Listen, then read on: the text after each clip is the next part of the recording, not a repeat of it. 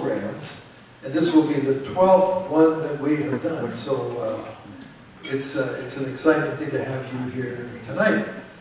I want to begin by saying thank you to Megan McClellan back there for being our publicity person and organizer, everything with the staff, and Edgardo and the dietary staff have prepared the drinks and the hors d'oeuvres. And Edwin is our sound person tonight, and he will work with Tom to put that together. So we're grateful to all these folks for getting our act together. This is a copy of the Faith and Culture book that is the first 6 lectures that we did for Musings. And there's some more copies on the table in the back, and if any of you would like to pick it up and leave a contribution, whatever you'd like to leave, we'd love to have you take one of these books home. So Musings, the idea is that we are looking at the juncture of faith and culture in the 21st century. How does faith on one hand and culture on the other bump up against each other? And what happens when culture changes? What happens to our faith, and how do we relate to those changes? I've just been reading a fascinating book by Henry Adams called The Education of Henry Adams. He was a writer in the end of the 19th century. His great-grandfather was John Adams, his grandfather was John Quincy Adams, 2 presidents of the United States. He wasn't a politician, but he was a brilliant intellectual historian. And in this book, he is kind of summing up his life and what it all means. And what he said is, as he looked back on his life, 60 years, he could see that every 10 years, information doubled. What we know as a human family doubles. So last decade, it doubles this decade, it's going to double next decade. And if we think back to that time, say 120 years ago, do you think we're getting less information now than then? So what that means is the culture is changing dramatically. And what are people of faith doing to respond to those changes? Some people feel like the change is overwhelming, so they go inside themselves, and a lot of churches do that. They go inside themselves and they don't survive. If you don't engage the culture, you don't survive. So with that as a thought in the back of my mind, 6 months ago, Tom Erickson comes up and says, I have an idea for Musings. What if my friend Kirk Winslow and I talked about 2 churches that have truly engaged the changes in culture? For Tom, it was in the 1960s, near downtown LA. For Kirk, it's in the suburbs of Orange County. But both of them have a great story to tell, and I was excited to say yes to that and invite Tom and Kirk to come to be our speakers tonight. And Tom will introduce the program in just 1 second, but I want to reflect on the fact that, weren't you elected president of the Residents Association? United States of America. Yeah. I would support you for the United States presidency. Anyway, he's only been president for 3 days. I don't think he's had an inaugural lecture. So tonight is the inaugural lecture of Tom Erickson's presidency. And it's a great pleasure, Tom, to welcome you tonight. Well, thank you, Jim, and on behalf of my friend and colleague Kirk Winslow, thank all of you for coming tonight and spending this time with us. The year was 1963. George Wallace, the newly elected governor of Alabama, in his inaugural speech, laid down the gauntlet. Segregation now, segregation tomorrow, segregation forever. And And you know, I'm sure, you know your history, that the Southern Christian Leadership Conference immediately instituted their lunch counter sit-in in Birmingham, Alabama. And the racial conflict in Birmingham was not an exception. Tensions were mounting in all of America's cities. Many urban white congregations reacted by moving to the suburbs.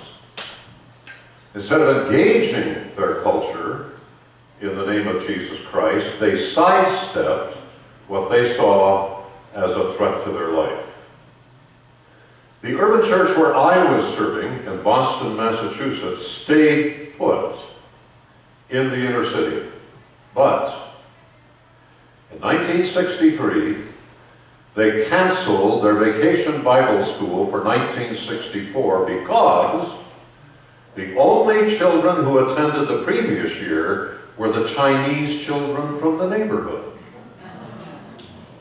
None of their member children came, so they canceled VBS.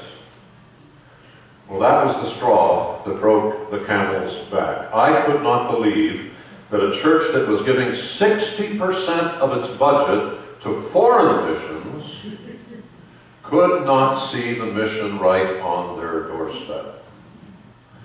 And so I began to pray, Lord, lead me to an inner city church. Lead me to a church where we can minister to everybody in the neighborhood, not just our members. Lord, lead me to an inner city church, anywhere but Los Angeles. Within weeks, I received a letter of inquiry from the First Covenant Church of Los Angeles, who said God doesn't have a sense of humor. The church was located at 8th Place and Francisco, midway between Wilshire and 9th, and between Figueroa and the Harbor Freeway, just right there. That was the church. We had a gymnasium and an administration building across the street. Founded in 1889 at what was known then as Swede Hill, because of the heavy concentration of Swedish immigrants in the area, it had 5 Swedish heritage churches within a mile radius: Methodist, Baptist, Lutheran, Evangelical Free, and what was then known as the Mission Covenant Church. Over the 75 years of its history, First Covenant had sent over 100 of its young people into pastoral and missionary service. Here are some of them. I want you to take special note of the man on the extreme left. His name is Eldon Johnson, and he will figure very, very heavily in the rest of my story. Well, in 1964, the leaders of First Covenant Church could not find a covenant pastor to come to their inner city church. Couldn't find a single one. And so they reached out to a 30-year-old assistant pastor in a congregational church in far-off Boston. Their letter said, though our members no longer live in the inner city, we believe the Lord is leading us to minister to the neighborhood where our church is located, but we don't know how to do it. Would you come and help us? Well, I didn't know how to do it either, but I was eager to try. But where does one begin? In spite of what the letter said, I knew there would be resistance to change, to any tampering with the Swedish-American ethos of that 500-plus member congregation. You know, it's one thing to say we want to minister to our neighborhood, but did that mean a handout ministry or a welcome-in ministry? The leaders of the church told me, Tom, you show us from the Bible what we should do, and we will do it. Well, folks, that was a slam dunk. I turned to Deuteronomy 10. He executes justice for the orphan and the widow and loves the strangers, providing them with food and clothing. You shall also love the stranger, for you were strangers in the land of Egypt. And Hebrews 13, do not neglect to show hospitality to strangers, for by doing that some have entertained angels without knowing it. And last but by no means least, Jesus. Matthew 25, I was hungry, you gave me food, I was thirsty, You gave me drink, I was a stranger, and you welcomed me. So one Sunday afternoon, after worship service, we had a meal, and about 100, actually a little over 100 of us went out 2 by 2 to canvass the neighborhood around the church, to hand out literature, to invite people to come to church. We returned later in the afternoon shaking our heads. Our neighbors could not understand us, and we could not understand them. Unbeknown to us, hundreds of immigrants from Central and South America had recently settled in our neighborhood. And I remember some of our members saying, well, that's it. That's it. We tried. There's nothing we can do. But other wiser heads said, wait a minute. Wait a minute. We have no right to send and support missionaries in Latin America if we are not willing to be missionaries to the Latins in our own neighborhood. And now God's providence kicked in. Missionaries Eldon and Opal Johnson had just returned from the highlands of Bolivia because Eldon's heart was failing. After open heart surgery at City of Hope, Eldon told me that he could not return to Bolivia. His heart would not sustain him in the highlands of Bolivia, 12 to 15,000 feet. He was only 50, so what could he do for the rest of his life? I told him I thought I knew. So when he regained his strength, we hired the Johnsons for 3 months to survey the neighborhood. Who was out there, how many, what were their needs, and who was doing anything for them? And finally, what might we do? In the very first week, they met 3 evangelicals. Now, an evangelical in Latin America, of course, is a Protestant. They met 3 evangelicals whom they had known personally in Bolivia. That, to them and to me, was a sign that God's Spirit was not only at work, but was out ahead of us. At the end of 3 months, they reported that hundreds of immigrants had moved into the neighborhood, and no one, no church, no agency of any kind, was reaching out to them. So we called a congregational meeting to discuss hiring the Johnsons to spearhead a ministry to and with our Hispanic neighbors. Some were skeptical, of course, you would expect that. How could we afford another pastor? You know, the budget was already being stretched. The discussion went back and forth, and I'll never forget this, until the church treasurer stood up. And here's what he said. Brothers and sisters, when our parents and grandparents came to this country from Sweden, they were supported by the congregational churches in New England. They paid our pastors' salaries until our churches were strong enough to support themselves. Now, in the providence of God, it's our turn to do the same for our Hispanic neighbors. That's all it took. The vote to proceed, while not unanimous, was overwhelmingly positive. So we collected furniture, and we found apartments for new families. We bought a van to take people to the immigration office or to the hospital. We held ESL classes for our Latin neighbors and Spanish classes for us. We gave out interest-free loans. Well, why an interest-free loan? Because we discovered that in many cases the father and the oldest son had come to this country by themselves. They worked hard, saved their money, sent the money back to Nicaragua in order for the next oldest to come up, that person to join them. They worked together, sent more money back. It would be a year or 2 years before the whole family could come and be together. We thought God had a better idea. And so we gave them interest-free loans so they could bring the rest of the family immediately to Los Angeles. And let me tell you, every one of those loans was repaid in time. Ellen began a Bible class on Sunday mornings.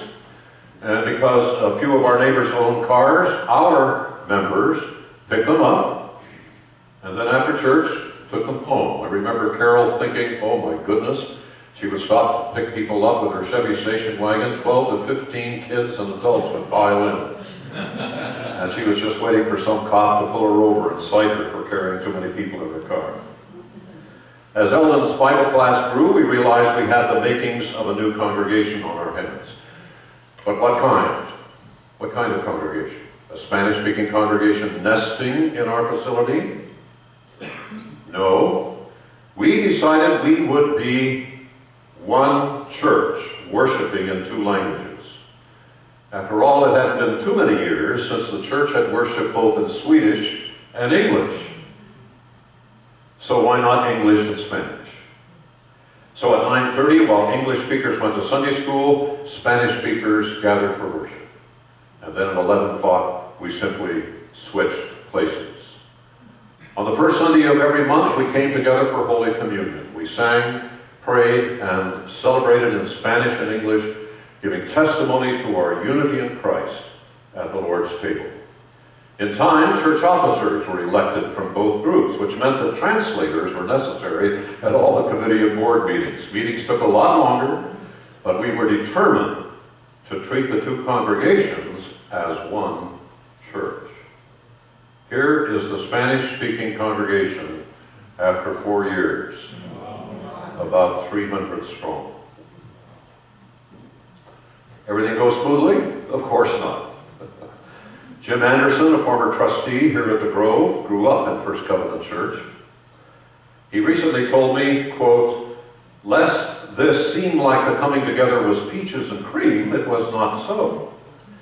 While the First Covenant congregation accepted the Latins, there was considerable concern about their care of the facilities on the part of the fastidious Swedes, particularly the kitchen.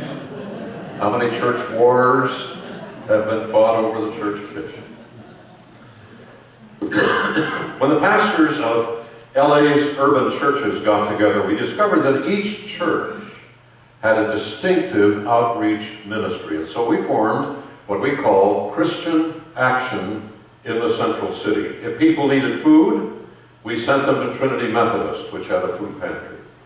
If they needed help with addiction, we referred them to St. Paul's Episcopal Church. If they were single and looking for fellowship, we recommended Temple Baptist Church.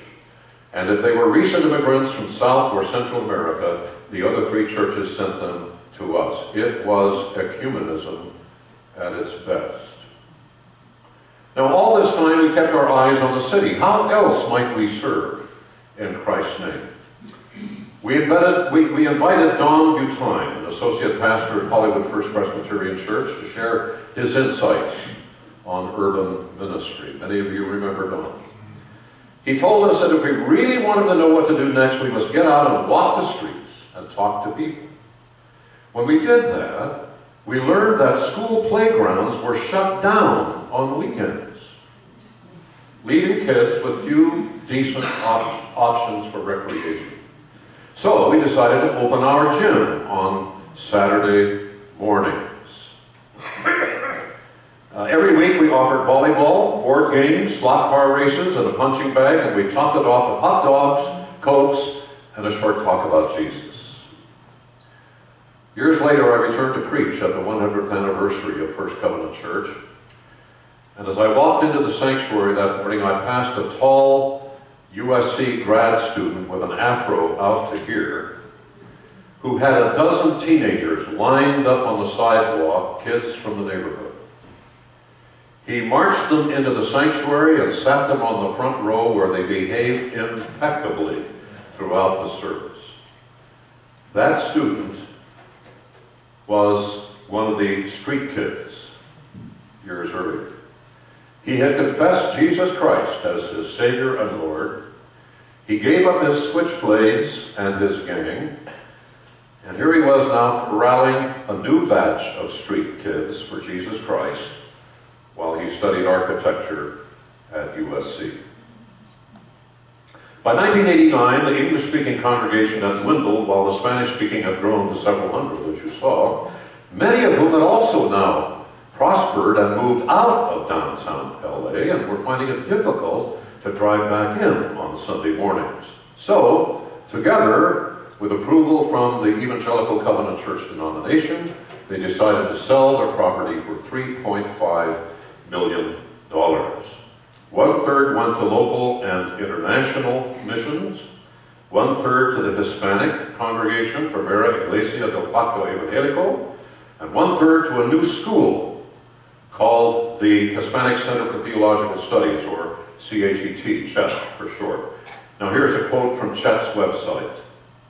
Given their common parent, the First Covenant Church of Los Angeles, Chet began and still continues its ministry out of the Primera Iglesia del Pacto Evangelico in Bell Gardens. Both ministries were the children of the vision and dedication of those hard-working sons and daughters of Swedish immigrants who continued to reach out to their neighborhood long after any Swedish immigrant had remained living in the inner city of Los Angeles.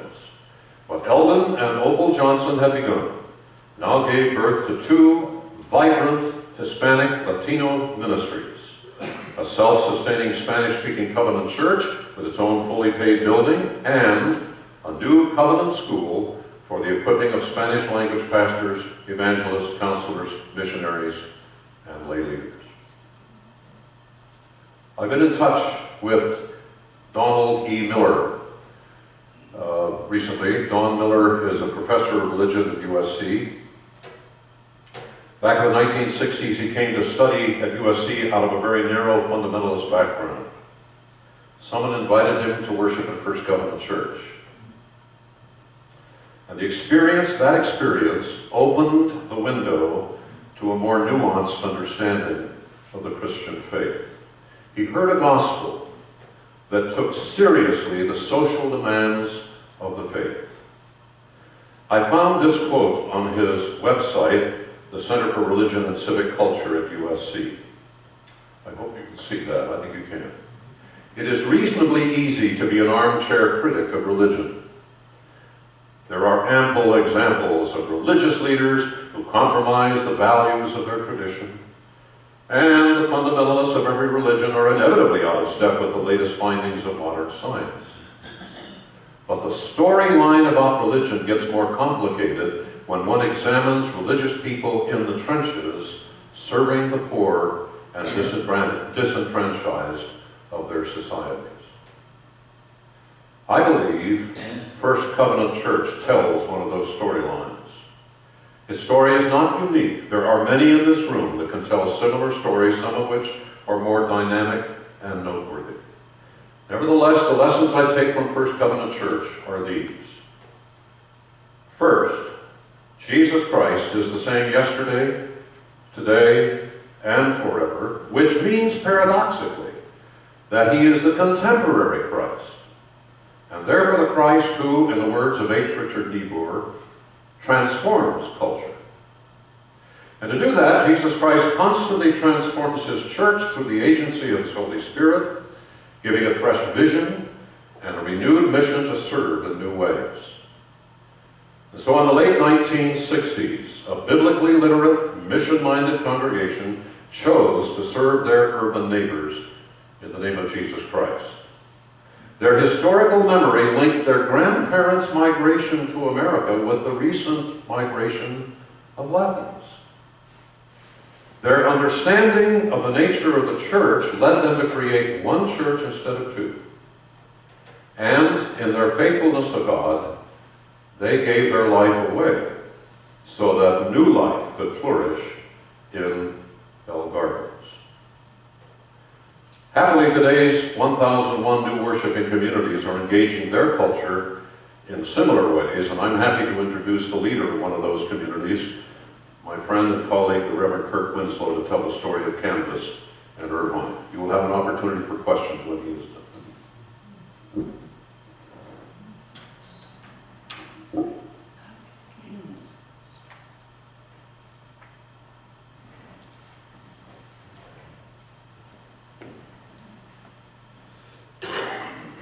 Well, first of all, let me say how extraordinarily grateful I am for the invitation. The one thing that Tom will never tell you is that he was one of my first mentors in pastoral ministry. He was foolish enough to give a young kid straight out of seminary a chance to preach and teach in a church. And as he tells his story, I think you will see, I hope you will see, I hope that he will see, that the things that he taught, that he listed on the board a moment ago, are lessons that he didn't just teach in Los Angeles in the 1960s, but he went on to teach some fresh-faced seminarians who worked under him, who hopefully have taken those lessons to heart and put them to work. And I think you will see many, hear many an echo of the things that I learned from Tom that are at work today. Secondly, I need to warn you that I didn't come just because I love Pasadena, though I do, and not just because I love Tom, though I do, but I'm here to recruit you for the movement. And I mean that with all seriousness, that this is a recruiting speech to put you to work. And the fact that you live in a place mostly of retired pastors and missionaries means absolutely nothing to me, at least on the retired part. All I hear is pastors and missionaries. And the movement still needs you, and I hope that you know that, and I'm going to try my very best to convince you that your work is not done. Sorry. There is work for you still in the trenches, and I'm going to tell you exactly what it is by the time the night is over, and why I'm going to beg and plead with you to get to Presbyterian meetings, to get out on the streets to mentor young pastors, to not take all of your wisdom and talent, and the credibility that you have in the church, and not put it meaningfully to work in the next generation of missionary duty in the church. As Tom said, the one on the right. Other one? Nope. Oh. Nope, I messed something up. What do I do? See, Tom is the one who knows the technology, and I'm the one who doesn't. From current slide, is that right? There we go. Okay. That's the mission statement of Canvas, inviting everybody to join in God's project of new creation. That's what we see our calling on. I'll tell you a bit how we got to that point. If you want to get in touch with me, those are the easy ways to do it, or call Tom, and he's got all my contact info. I'm going to give you the background on how Canvas came to be, because it's going to be part of my recruitment speech to you and why you're so important to this journey.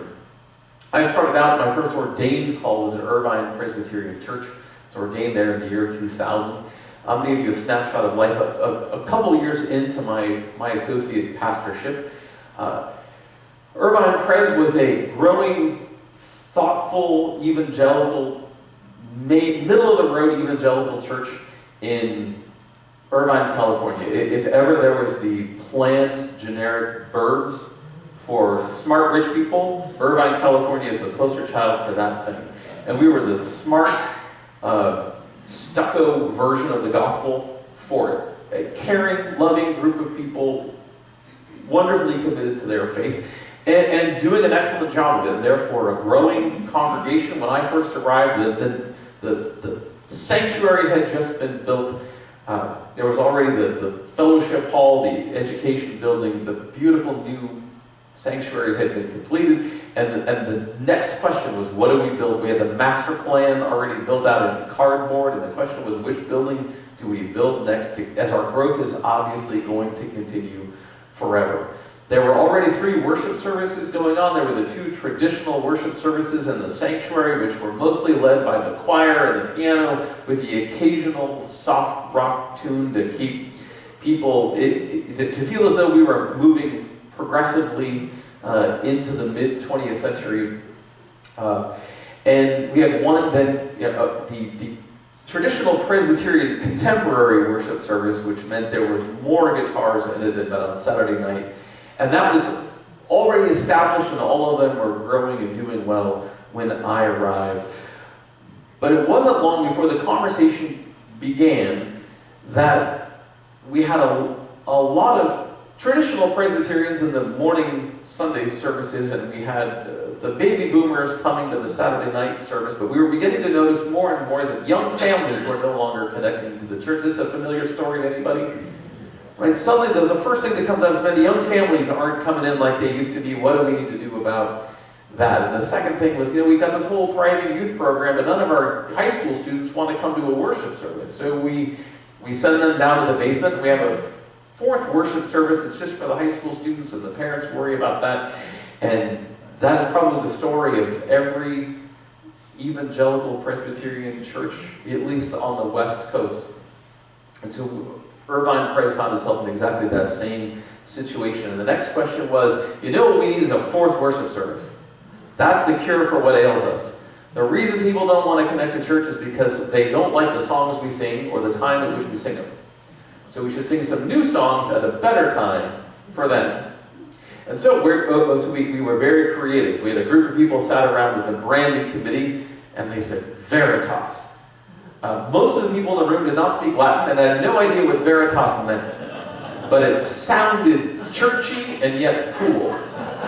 And that was that was the thought. All you need is to be not so churchy and cool, and people are going to knock down the doors. Because of course we're going to have rock and roll, but to satisfy the session it will be the same sermon for everybody, because we don't want to, let's not go nuts. And we made the dumbest promise anybody should ever make in a church, which is we're going to reach out to a new group of people, but we're not going to mess with the rest of you at all. Which is the mistake they didn't make at First Covenant. The understanding right up front was we're going to mess with everybody. But we said, don't you worry about it. New worship service, we'll recruit all these new people in, but you guys will get to keep doing the same old stuff you've always come to do. The implication being eventually we're going to convert these people from rock and roll, like a different building people, to sanctuary dwellers who like the hymns that you guys like. It's just a matter of time till we convert these people to your culture. Give us a couple of years to do it. And it worked. Some. Fast forward to 2012. There had been as happens, the person who had been the senior pastor at Irvine was offered the role of a lifetime. And all of us were incredibly sad to lose him, but there was no denying that this next call was what he was meant to do, and so we had a very sad goodbye. We went through the typical Presbyterian search process. More on that in a minute, which means a long transition. In the process, attendance declines a little bit during the transition, but you know the numbers about mainline Protestant churches. They're in decline anyway. A pastoral transition doesn't help, but that was already underway with a declining attendance. We then built a new administration building. Now we had millions of dollars in additional debt because we're a church that's going to grow and going to grow forever. And now suddenly attendance is down and the cost of the facility is up. And every church in America, suddenly there's budget troubles. And we had this Veritas fourth worship service, which was in the worst possible position for church politics, which is that it was too different to integrate, but it was too big to kill. So what do? We had tried to fold it into the sanctuary group. And we tried a number of times to do that, and we found that if we did it once every 4 months, people loved it. Loved the songs, loved the energy, so great. Then we started integrating people in every Sunday, and we changed all the worship services. People lost interest in that in a month. And tiny complaints became huge cultural issues. And so the combination became really borderline toxic for everybody. It was really a struggle. And part of why I'm telling you this background is that there are churches all over our denomination who are in this exact spot right now and desperately trying to figure out what do we do. So I'm going to tell you the story of what we did, in part to give you some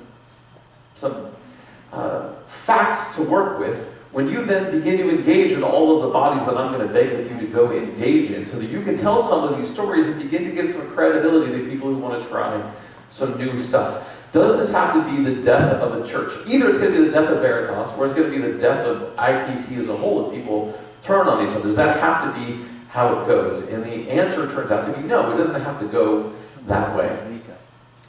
By providence, if we believe in God, then we call it providence, otherwise really good luck. I go with providence on this one. Right in our most desperate hour, we got an invitation kind of out of the blue to attend the very first Fresh Expression Conference in North America. It was held on the East Coast in March of 2012. Fresh Expression movement, many of you may have heard of it, is a movement out of the Church of England that was originally sponsored by the Archbishop of Canterbury, with the Church of England finally facing up to the reality that it had beautiful stone cathedrals across all of the United Kingdom that were sitting empty Sunday in a culture that was deeply entrenched in the larger history of the church and the gospel story. And finally, the Archbishop of Canterbury had the courage to commission some of the smartest people in the Church of England to go figure out why. They did a 10-year study on why. They published the results in a book that's available for free online. You can pay for it from Amazon or you can download it for free, called Mission-Shaped Church, which is very much worth reading. And I plead with you to download it, read it, commit some of it to memory, so that when we send you out to your committees and your presbyteries, you can talk with them. That we're not the first denomination to ever face this problem, and there are a bunch of other of our contemporaries whom we trust theologically, who have wrestled long and hard and put some of their best minds to work and come up with some important insights that can be translated across the Atlantic. And here were the magic things that we heard at that first conference. First is the first time I'd ever heard the language of the de-churched. And it refers to the contemporary phenomenon of people who have an experience of the church, have some understanding of the biblical story, and imagine that they've had the full experience of church and they didn't like it, and now they never plan to go back, which defines sort of English Protestantism in a nutshell. Right? These are people who all think, well, I belong to a church, I was baptized in a church, I'm a member of a church. I went to a Bible study at some point, and it turns out the Bible's just not for me in the enlightened 21st century. So we can't use the language of unchurched or unchristian, or these are people who would regard themselves as vaguely theist, but disconnected from church. With that, they began to ask, well, then does our parish system make sense anymore? And whether it's England or it's the Presbyterian Church, up through the 1990s, we've always thought about church planting primarily as a geographic endeavor. At least in Los Ranchos, where I'm a member, the church planting plan was literally to get out a physical map, get out a compass, look at the next new housing development, draw about a 4-mile circle, and say, is there a church inside the circle? If the answer is no, we need one, because we know that 2% of the people that move into that circle are, by definition, Presbyterians. And if we open a Presbyterian church, they're obligated to show up. And it turns out, up through probably 1970-something, that was true. But it's not true anymore. And we live in a highly mobile and technological society in which the place that you live geographically no longer defines you at all. For good and for ill, but fact, it is entirely possible to have deep, meaningful connections with people who are not who are not members of your immediate circle, and yet who are not also your neighbors. So, for example, I know the same thing is true here in Pasadena, but Irvine is 7 minutes from an international airport. There are all kinds of people who commute to work around the globe. And so somebody's in the Irvine office, they live in Irvine, they're in the Irvine office from Monday to Wednesday. On Thursday they fly to Ontario, Canada, where they spend a day, and then they fly to the Atlanta office, and then they fly home. They're deeply connected to people at the Atlanta office and the Ontario office, and they're connected to people in the airport, they're connected to the people who they rent the cars for. They have a network of relationships, but they're no longer defined geographically. In the same way that you can have meaningful online relationships with people now, never possible before, where you can find your network circle and have neighbors, but they're not your geographic neighbors anymore. So one of the major insights that the Mission-Shaped Church study revealed was that the nature of interconnection has changed from being primarily geographic to being much more about your worldview. That the people you interact with may not share your gender, they may not share your ethnic identity, they may not share even your first native language, but you're connected meaningfully to them. The best example that I have of this where we live in Irvine is Google. Google has a major office building in Irvine, a huge engineering center. If you meet Google engineers, you will know them in an instant. They are their own breed of people. They have their own way of thinking, and they are a distinct category of person. And some of them are men, and some of them are women, and some of them are old, and some of them are young, and some of them are Pakistani, and some of them are as Anglo as me, some of them are Hispanic, some of them are African American. What unites them is not their ethnicity, it's not their language, it's not their age, it's not their gender, it's not even their life stage. But they have this Google thing. Online gamers, same thing. Comic-Con, where we now live in a world in which people can connect in ways like that they couldn't ever do. They can find their niche. We could say they can find their network.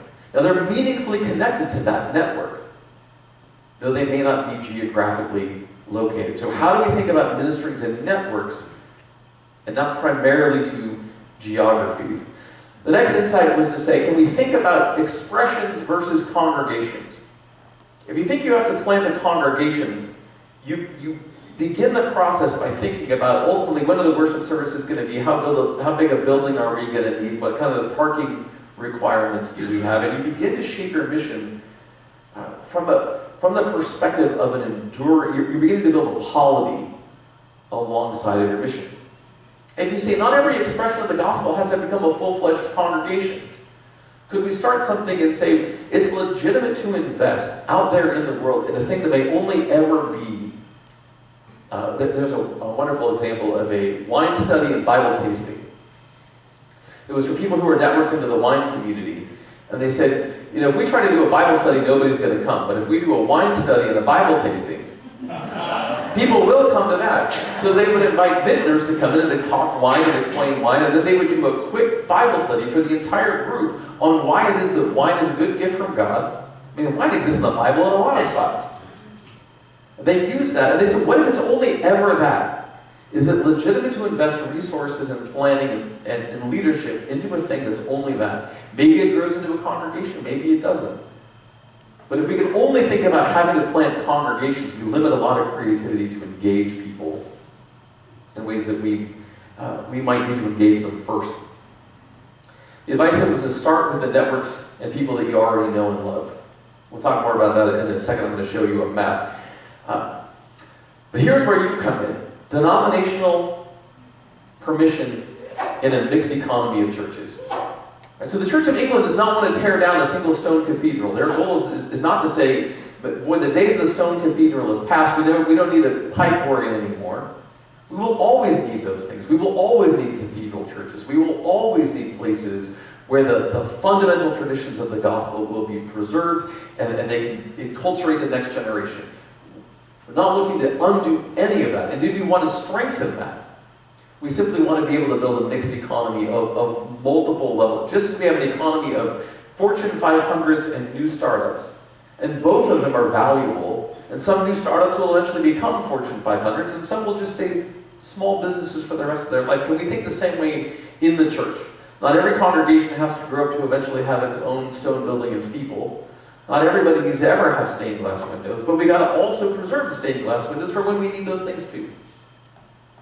But in order to do that, you have to have a very flexible, a very flexible governing body that begins to think outside the box. People who can begin to say, you know, we're willing to give that a shot. And that's where, if Canvas had not had wise, caring, smart, experienced, gray-haired leaders who could stand up for us in the pivotal moment and say, you know what? Let's give the kid a shot. We never would have said, could not have happened without the support of people who said, look, I was a missionary for 40 years, and I know that mission requires some of this stuff. So I say, we give the kid permission. What are the chances? People came to me when Veritas was first going on and said, you ever think about maybe planting Veritas as a congregation? And I shut the conversation down immediately because I thought it will be regarded as treasonous for an associate pastor to talk about planting a congregation out of an existing congregation. I didn't want to be a church planter anyway, but I didn't want to get in trouble. What we needed was people who were farther up the food chain than me and trusted in the leadership of the church who could say, you know what we ought to do? We ought to, instead of letting this Veritas thing die or having conflict in the existing congregation, the presbytery should get behind planting a new congregation from an Irvine president who was willing to support it. It's essential that those leaders in the church support that idea. So we got permission. Irvine Pres was behind the idea, and we had people in the presbytery who were willing to run, to block for us the front line. So they gave us permission. The first thing we did is we put together a multifaceted team. I'll simply say that it is entirely possible in my world that God is going to call you to be a part of such a team. And I want to suggest that it needs to be multifaceted, and I'm letting you know that now so that when God calls you and you want to know who we have on our team, I'll tell you who you should insist else is going to be on your team. We then surveyed our network. Our first order of business, we printed up surveys to go to all of our innermost de-churched friends and to say, rate the church. Just give us something on paper to tell us, what's your experience of the church? And the responses, as you can imagine, were pretty middle of the road. You know, the church is all right. The good news is we've progressed some ways, some degree. Once upon a time, I think if we'd have done that to our unchurched friends, the church would have gotten a really terrible rating. Now it was more of a shoulder shrug. Almost the most dangerous place of all, that nobody cares. Right? I don't care enough to be mad. I'm not reacting against anything. You guys can do whatever you want. You seem harmless enough. I mean, I'm not going. You all seem sweet. Then we did focus groups of the D-Church. Where is the first question? The guy who, in another example of when you pray, God provides the people. We knew we needed to do focus groups to understand the community around us, but we didn't know how to do them. There just happened to be a guy who was the recently moved on director of international communication for Ferrari, who said, you know, I've run focus groups all around the world. You want me to just, D-Church guy, mostly atheist, but he's like, I like you. You want me to run a bunch of focus groups for you? I'll do it for free. So we did. And we gathered lists from our friends of who are their D-Church friends. And we did the smart thing that focus groups do. They start off with the question of, okay, where are we terrible? So you can get that out of your system. Best quote we got. We asked somebody, so where's the church getting it wrong? There's a guy who I know a little bit and likes me, so I'm going to give it to you straight. This is an exact quote. My picture of the church is that it is a bastion of willful ignorance, magical thinking, and total political bullshit. You guys spend an unbelievable amount of time, at least the version, the church I see on TV, wants to deny science, believe that instead of science, magical thinking ought to just, wish it, pray for it, whatever, it just poof will happen. And why you guys seem to be so involved in right-wing politics, cannot for the life of me understand. But you want to know my picture of the church? That's that. And that pretty much summed up. I mean, that was the one quote that managed to encapsulate everything we heard on the what's wrong picture. But then, our wonderful focus group leader asked the magical question, which is, up the top it says, the question that made Canvas. That's the question, what do you miss? For those of you who've had some kind of encounter with the church, I know you say you're never going back and wear, magical thinking and all that stuff, but is there anything about your church experience you miss?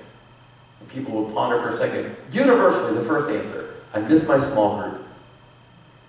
We never really did the Bible study. I always felt kind of bad about it. We never did the discussion questions. But we sat around, we drank wine, which I think we weren't supposed to do. We talked with each other about life, and I knew that if I really needed somebody, my small group would be there for me. I miss my small group. Oh. Anything else you miss? Well, when I was in my small group, we used to serve together at the homeless shelter and the food drive. And I always think I'm going to get around to that, but I don't. I kind of miss doing that. Seems like a good thing to do with your time. Anything else you miss? Well, don't ever tell a preacher, but I kind of miss sermons. I don't know, the resurrection, I don't know if I believe in any of that stuff. But it was good. Once a week to have somebody remind you there's more to life than the rat race, and there's something more important than getting the next promotion. And somehow I get caught up in that stuff, and I kind of miss getting grounded a little bit. Really worried about my moral compass. One mother, in tears, said, I don't know what to do for my kid's moral compass. I don't know where they're going to get one, but the only thing that scares me more than getting, having no moral compass is that they're going to get Ted Cruz's moral compass. And that's why I can't go to church, so I don't know what to do. I'm terrified my kids aren't going to know right from wrong. I don't know where they're going to teach it.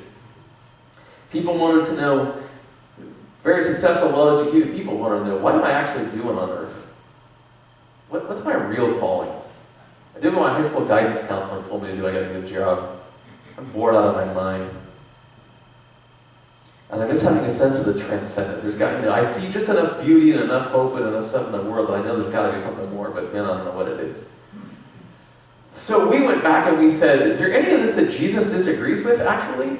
I miss my community, I miss serving other people, I miss a sense of the transcendent. Does Jesus have anything wrong with any of the things that people are suggesting? And we thought, actually, they were right on track with precisely what Jesus would want for maturity and love. And so out of that prayer and biblical reflection, we said, what if we made our core values authentic community? We went through a phase where you had to pretty much fill out a petition to be able to do a Bible study. Like, you have to be in a small group if you really have to study the Bible, make a case for why. But we're afraid that you're going to end up having discussion questions and not talking to each other. And we know that the small groups that really work are where you throw out the discussion questions and you talk to each other. So why don't you talk to each other? And if you need to study the Bible, we'll have other options for that.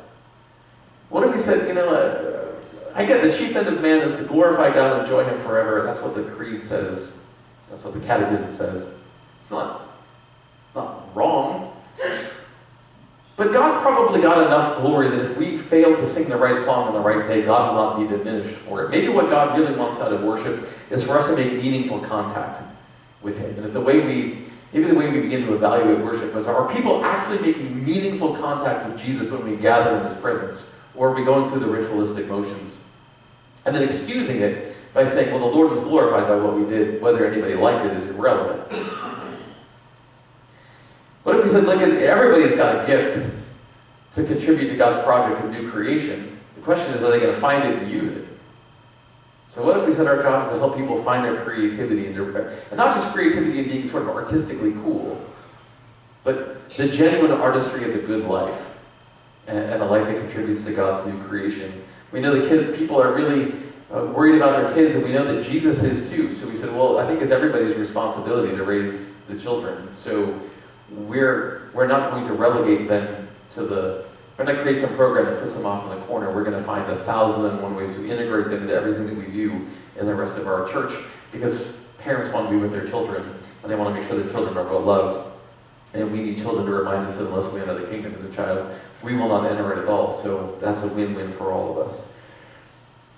Rather than inventing, we live in a place in which there are many now programs available to help people in need. It turns out we tend to be the worst at that. So we'd be vastly better off to find people who are already doing it and partner with them. And to say part of what we can do is help other people realize their dreams, their calling.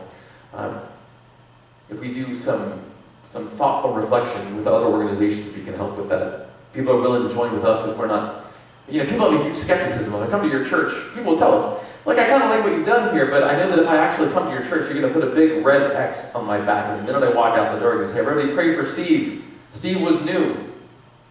How are we going to get Steve to come back? I don't want to be a project. I don't like that. But I'll go with you to clean up the beach, as long as we're really just cleaning up the beach. Well, Jesus cares about beaches. So we can just go clean up the beach. Continue learning versus teaching, because we don't want to be intellectually arrogant. And what we decided with all these was that, look, it's really okay. Any one of these things is one of the facets of maturity and love. And you got to start somewhere. So if you want to come and just be in a small group, great. No pressure to do anything else. If you want to just come to a worship service, great. Now, we think maturity requires all 6 of these things. But we can't force maturity on people who don't want it. What we can do is say, you're welcome to participate in one of these, because it's a step towards love, and one step towards love is better than no steps towards love. Jesus will take you wherever you want to start. It's up to him to help lead you along. The church can't force you down the path. So then we said, well, we came up with this plan. This is insanity because we're trying to create an airline for people who don't like flying. I mean, a church for the de-churched is people are telling you, I don't like church. I've already been to a church. Now you want to create a church that's going to make me suddenly like church. But I don't like church. So we thought, this is wonderful on paper. Does it make any sense? And it turns out that we have a guy in our congregation who worked for the Presbytery for many years. His name is Mike Riegel, runs a company called Mission Insight. And if you work with Mike or work with Mission Insight, you know that Mike has access to an extraordinary amount of demographic data to the point where, I mean, he's one of those companies that you tell him what magazine you subscribe to and your zip code, and he can tell you where you went on vacation last year, what your cat's name is, what the next name of your next cat is gonna be. I mean, the deep data stuff. And so we were able to enter all that data into Mike's computer and to say, is there anybody like the people we just described? Well, that area in blue, does this have a little, if I push this button, does that? Center button. That color right there, turns out that represents these groups here that define themselves, the big data people who got nothing, they don't care at all about religion, define them as precisely what we just described. And so we went from, man, is this project ever got a possibility of surviving, to we've got to start this thing, oh my Lord, look at that. There's tens of thousands of people who are needing and secretly longing for the very thing that we're proposing. Here's what we know, what we learned from our demographic study. All the people in that teal, here's what they all have in common. They value high levels of intellectual engagement. They have an incredible social conscience, believe it or don't, especially about the environment, right? Their numbers are off the charts in caring about the environment. They spend their free time in food and travel. They like art and the theater. They actually care about beauty and transcendence and poetry. They're not going to tell you that flat out, but it doesn't take too much reading from what magazines they're reading to figure that out. And they're deeply devoted to their kids and their families. So we compared this information with our biblical core values for our congregation, and it turned out this was something that seemed like it could work.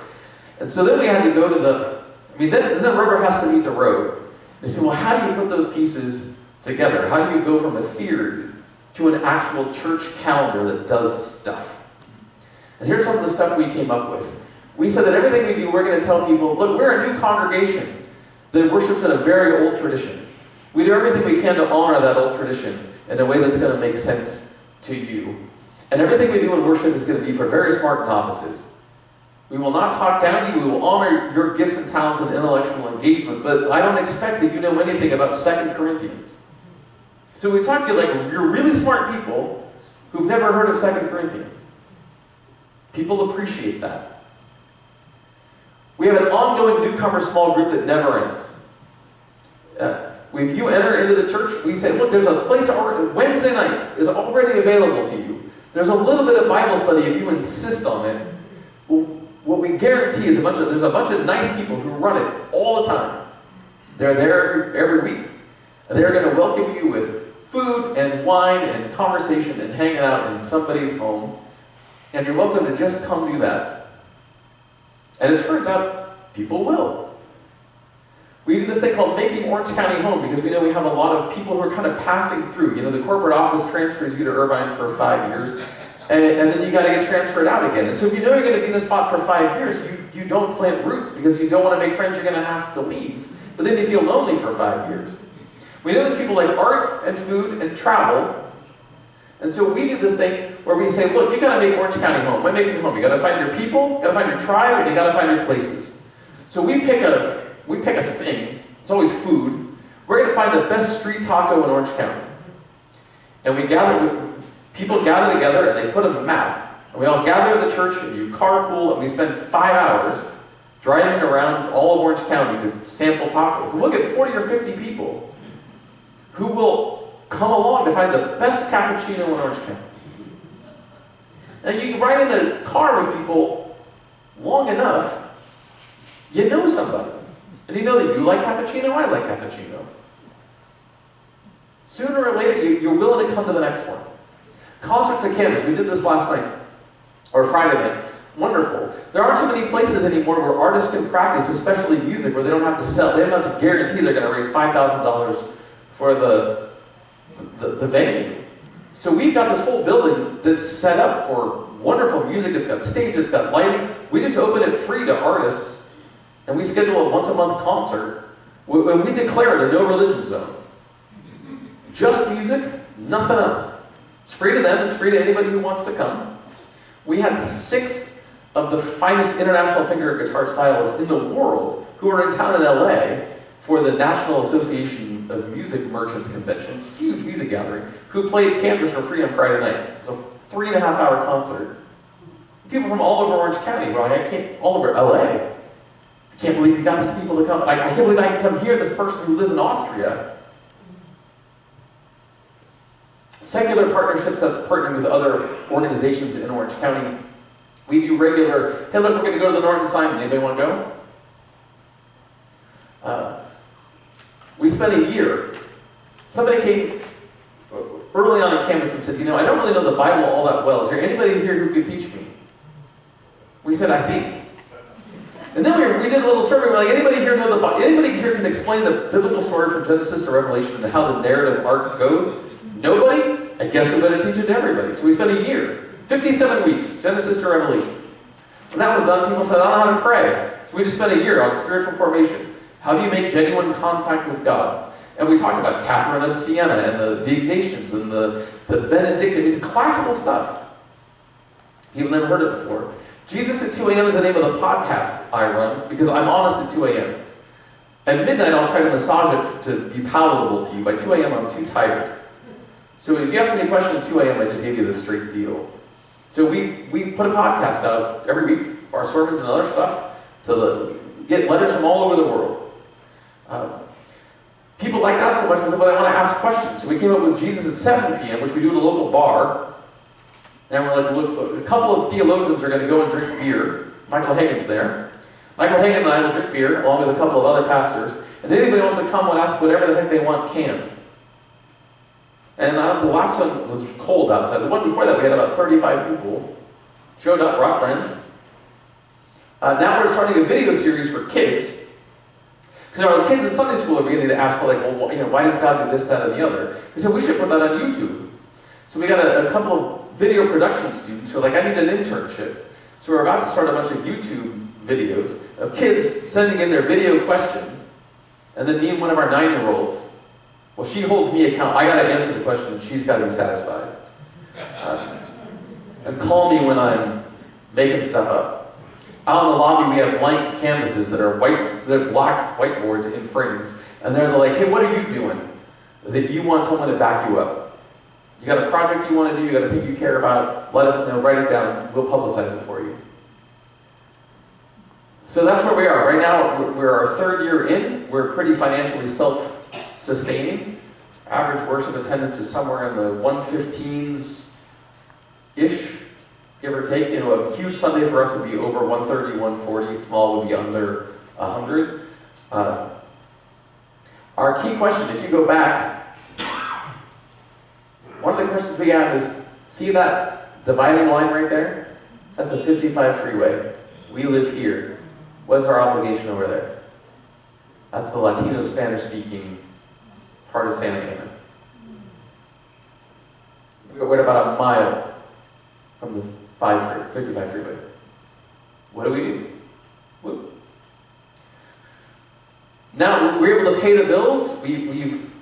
We're self-sustaining. We're a success according to, I don't know, whatever.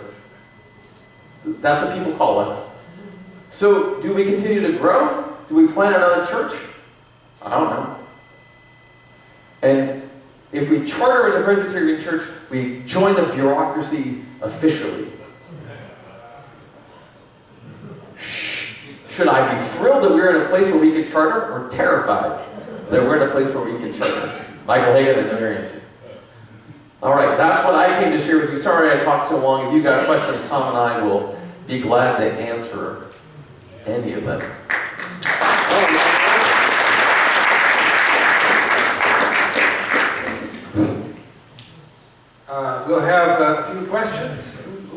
That's the first question.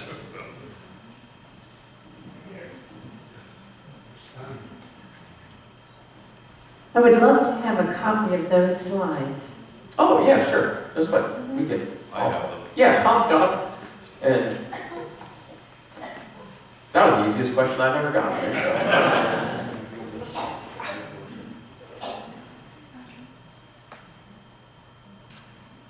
Attendance is improving in England, I am told.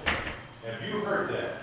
And do you think this study and so forth? It's not on. had anything to do It's not with on. it? I'm working on it. There we go. There we go. Attendance improving in England. Have you heard any such thing? If our decline kind of followed England's decline. I have heard that attendance is up. And you can easily go to the Fresh Expression UK website. I mean, you just do a quick Google search, Fresh Expression UK. They run, one of the best decisions they ever made was they run videos. They do little 8-minute videos on different Fresh Expressions all around the UK. And you can watch their story.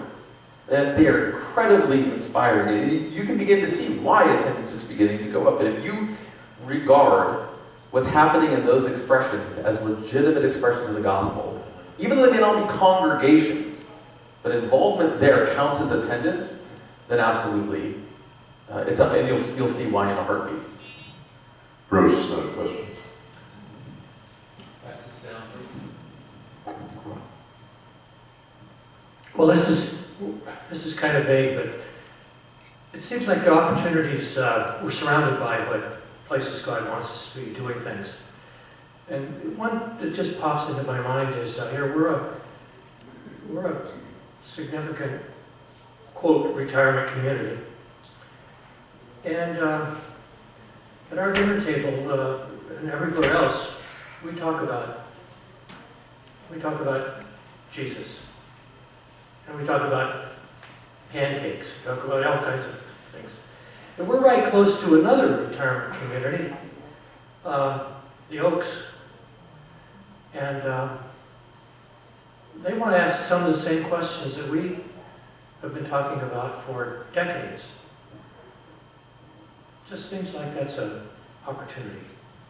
So if I got to plead, here's my recruitment speech. I would beg of you to do two things. Go to Presbyterian meetings. I don't like them either. But it's the place where someone's got to begin to float these new ideas and to back it. And you've got the experience and the trustworthiness to be taken seriously that people younger than you will not have. And they're counting on you to back them when others say that's a stupid idea. The second thing I would beg of you to do, right up the street, is Jameson Brown Coffee, right up Allen. Coffee's pretty good. Constant turnover. Twice a week, gather 2 people, go sit there and look friendly. Lather, rinse, repeat. I guarantee you somebody will walk over. I keep Jesus and the Victory of God with me, N.T. Wright's book, both because I love it, and also because it's a big blue book with the word Jesus in yellow print. You cannot miss it. Set on the edge of my table. I cannot tell you the number of people who will wander over and be like, that's a big book about Jesus. And you're like, not only is it a big book about Jesus, it's a stupid good book about Jesus. And they're like, well, what's so good about it? Well, let me tell you. Once upon a time, we thought about Jesus like this, but now we think about Jesus kind of like that. I like that version better. Yeah, I had people pull out a chair. Really? Sit themselves down. Go out into the places that are just where you go anyway. Sit there. Look friendly. People will come to you. It's unbelievable. Have something meaningful to say, which you already do.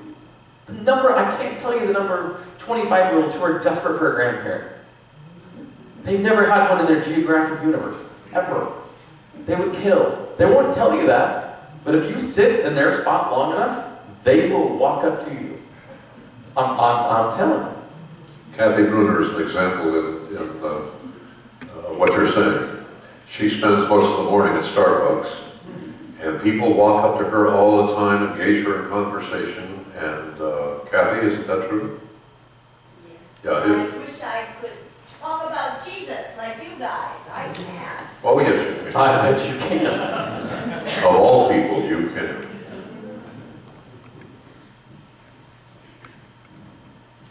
You spoke about a building, and you spoke about financially, you're doing okay. Does this mean you had support from others besides those that you were attracting? And what was their level of support for people coming? Irvine Pres paid my salary for 1 year while we were still on campus there. So it was still sort of a fourth worship service of Irvine Pres. And so Irvine Pres people were still there, and Irvine Pres paid my salary. Knowing we were going to launch, Irvine Pres paid my salary for that year, and they gave us $80,000 the first year we left and went out on our own. We got a $25,000 grant from the PCUSA. It was a matching $25,000 grant from Los Ranchos Presbyterian.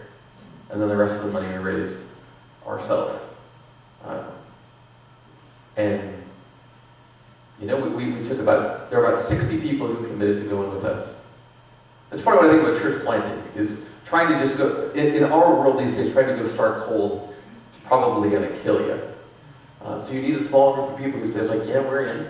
They couldn't afford the whole thing the first year, but by the second year it was 100 and something people. And every year we've made our budget, every year the number looks stupidly huge to me. And our third year in a row, we have ended the black by $1,012. And it's lit every year, it's $1,012. Like, could it just be $101,012? No. How about $2,012? No. Every year we end $1,012 ahead. All right. Let's have one more question. Here's a question for Tom. What's the present situation of First Covenant downtown? First Covenant Church, well, they sold the property, see, in 1989.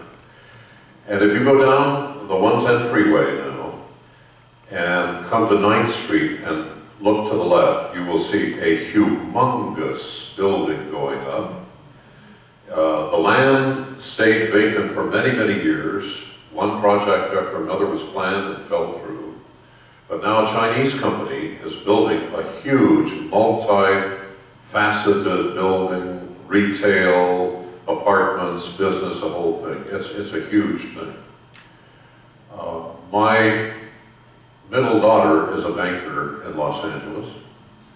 And 20 years ago, she said to me, Dad, I'm parking my car now where your church used to be, which is very interesting.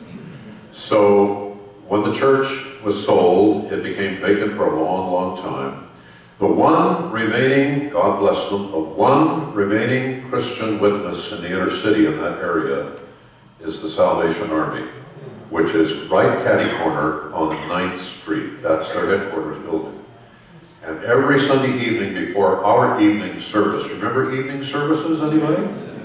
Before our evening service at 7 o'clock, the Salvation Army band would come marching up Francisco Street on their way to Pershing Square, and they would serenade us as they went by. It was a thrill. Every Sunday night, they would strike up the band as they passed First Covenant Church on their way to evangelize people at Pershing Square. So I have many, many wonderful memories. Don't have time to share them all, but you go down there and you'll see this huge, huge building.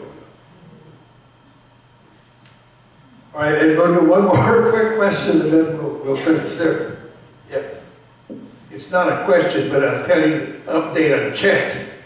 Chet currently has over 100 students. The head of that is Ed Delgado, who grew up in our mission church in Morenci, Arizona. His father was a miner. The dean is a Presbyterian minister. Our San Gabriel candidate for ministry, Rosario Orozco, is teaching there. She has a current class of pastoral ministry, and she had a big retreat this weekend with over 50 women. It's an outstanding story. It's resurrection, folks, is what it is. It's resurrection. Let's applaud once again our two speakers.